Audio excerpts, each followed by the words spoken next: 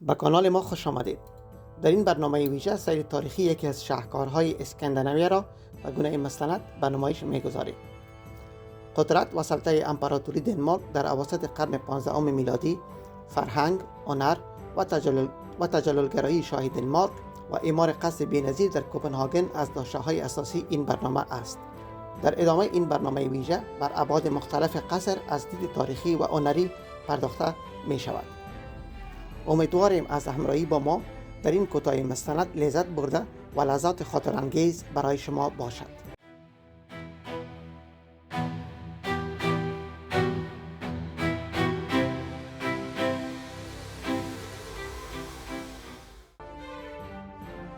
قصر فغرکسبورگ، کوپنهاگن. نخستین طرح برای اعمار این قصر را شاه دنمارک فغرک مطرح کرد. در اواسط قرن 15 میلادی، فغرک در حومه شهر کوپنهاگن در منطقه به نام ایلی غول طرح ساخت قصر مجلل را در سر داشت. قصر به گونه ابتدایی اعمار شد، اما شاه فراموش کرده بود که سال چند از عمرش باقی نمانده. عمر با او یاری نخواهد کرد تا چندی در سکون و آرامش در این قصر مجلل لذت ببرد. شاه بخش کوتاهی از عمر گران را در قصر ماند و چند بعد قصر و قصر نشینان را به ناچار ودا گفت. بعد از گذشت شاه فغرک، پسرش کریستیان بر تخت نشست. شاه کریستیان بیشتر از پدر تجللگرا بود.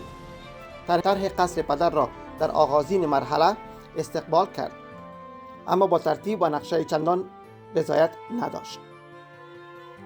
بعد از درگذشت پدر، شاه فغرک در اولین گام قصر را از تهداب برداشت و بلند پروازانه ادعای بنای چنان قصر بی‌نظیر را در اسکاندیناویه نمود. او در معماری قصر چنان از پدر گام فراتر نهاد که همه شگفت زده شد. تقدیر و تمجید از شاه ورد زبانها در دنمارک شد. قدرت و سلطه امپراتوری کریستیان در اواسط قرن 15 میلادی دامن پهن در اسکاندیناویه و بخش‌های از اروپا داشت. از نروژ تا بخش‌های جرمنی در سلطه قدرت شاه کریستیان بود، جغرافیایی که دنمارک فقط یک بار تجربه حاکمیت را داشت.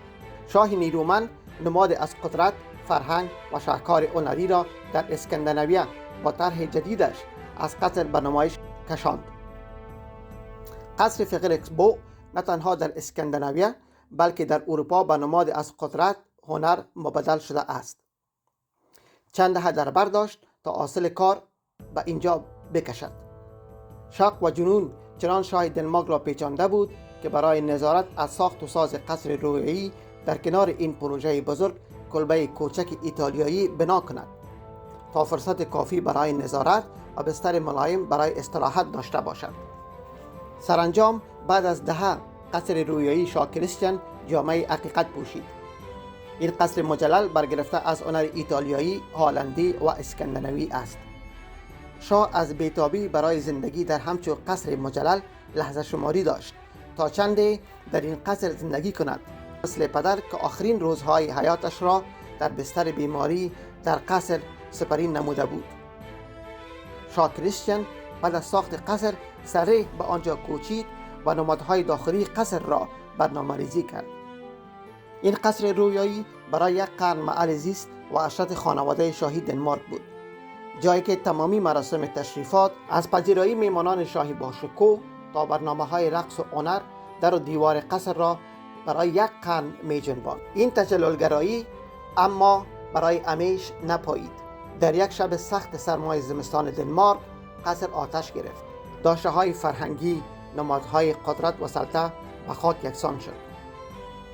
سقف‌های مزین ایتالیایی، دیوارهای سر به فلک که اوج شاهکار هنری را تجلی میداد به مخروبه مبدل شد. نه صدای سازمان و نه مراسم تشریفات. خانواده شاه دنمارک در عرض یک شب از قصر متواری شدند. فردای آن شب کوچه های دنمارک با آشوب و سراسیمگی خبر آتش سوزی قصر را حکایت می کردند. این آتش سوزی قصدی نبود، بلکه ابتکار پسر شاه داشته های هنر و نمادهای قدرت پدر را به فنا داد. پسر شاه که طرح گرمکن چوبی برای اتاقهای وسیع و دهلیزهای پهن را عملی میکرد، غافل از این که مبادا این ابتکار قصر را آنچنان گرم کند که آتش فرا گیرد و دست آورد پدر را با خود برد.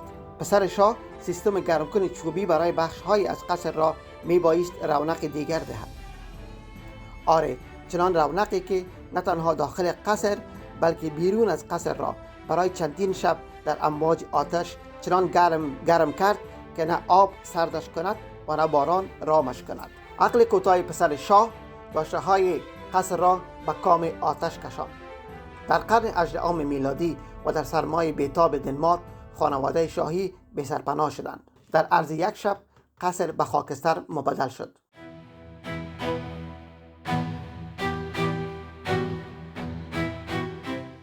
رویای برگشت به قصر بعد از چندین قرن برای خانواده شاهی همچنان ناممکن ماند. بازسازی و اعمار مجدد دیگر آسان نبود. خانواده شاهی که از نروژ تا بخش‌های از جرمنی را قبلا در تسلط داشتند دیگر توان مالی و انرژی کافی برای بازسازی قصر نداشتند. مشاورینی که اطراف شاه جوان را محاصره داشتند برای خوشنودی شاه و دلخوشی او نظریه پردازی می‌کردند. در نهایت مشاورین شاه را متقاعد ساختند تا برای دریافت هزینه بازسازی دست به دامان مردم برد. چند روز بعد از آتش سوزی قصر در تمامی کوچه های دنمارک غوغا برپا شد که شاه از مردم التماس می کند تا برای بازسازی قصر همکاری مالی نمایند. چند تئوری پرداز دیگر لاتری ملی را مطرح کردند که قابل قبول شاه شد. در این طرح قسمتی از هزینه از طریق لاتری پوشش می شد. در ادامه این نظریات فقط یک موضوع مهم بود و آن این که رعیت باید جبران غفلت شاه را بپردازند. در نهایت دو طرح تصویب شد و مردم توافق نسبی نشان دادند. طرح بازسازی قصر با هزینه مردم تمام کوچه و پس کوچه های دنمارک را فرا گرفت.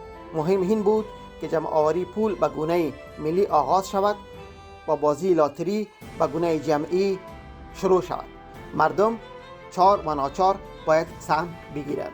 در میان این غوغا و آشفتگی در کوچه و پس کوچه های دنمارک در اواسط قرن 18 میلادی بزرگترین کمپانی تولیدی بیر یا آبجو به نام کارلسبرگ اعلام کرد که آماده است تمامی هزینه بازسازی قصر را بپردازد. خبری که بار از شانه‌های مردم را کنار کرد. این خبر آنچنان مردم و شاه را مست کرد که شخص شاه برگشت به قصر را همه شب در خواب دید.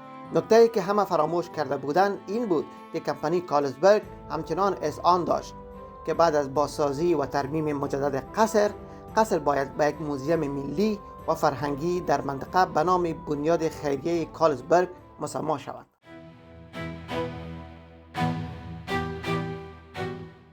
در نهایت رویاها از هم پاشید.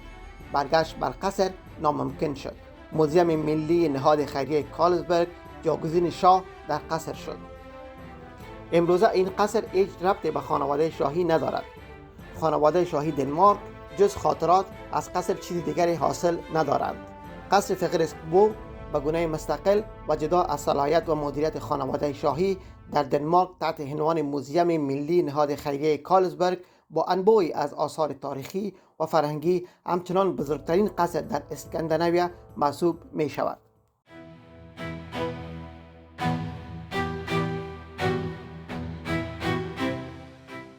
سرنوشت قصر را از دست خانواده شاه کریستیان ربود.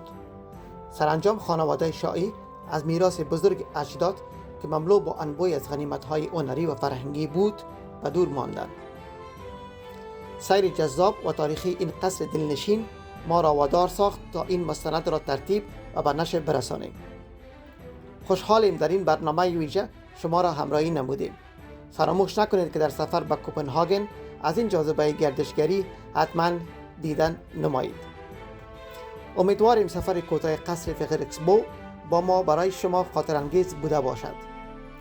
ما سعی داریم با نشر چنین برنامه‌های مستند و معلوماتی در کنار شما فعال باشیم. اگر علاقه برای دیدن همچون برنامه‌های ویژه دارید، کانال ما را سابسکرایب نموده و دکمه لایک را فشار دهید. با دیدن بقیه تصاویر از قصر فغرسبو شما را تا برنامه بعدی که در خدمت قرار خواهیم گرفت به الله منان میسپاریم.